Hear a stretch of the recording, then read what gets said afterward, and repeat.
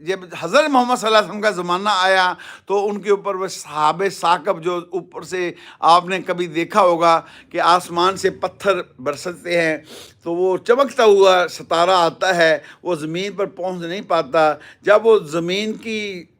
हदूद में दाखिल होता है, चूँकि इसमें ज़र्रात हैं, तो वो ज़र्रात से जब टकराता है तो उससे इतनी तेज़ी से आसमानों से आता है, इतनी दूर से आता है कि उसमें आग आग आग आग नज़र आती है। वो रोशनी नहीं होती, वो आग होती है और ज़मीन पर आते-आते वो झुलस जाता है, बिल्कुल घिस के बिल्कुल ज़मीन पर कहीं गायब हो जाता है। वो असल में अल्लाह कुरान में फरमा रहा, ये शैतानों को मारे जाते हैं, ये मोहम्मद सल्लल्लाहु अलैहि वसल्लम की उम्मत के ऊपर जो काहन है ना, इनके जादूगर दुनिया में बैठे हुए हैं, जो काले जादू करने वाले, फलां करने वाले, डमका करने वाले, ये उनको आकर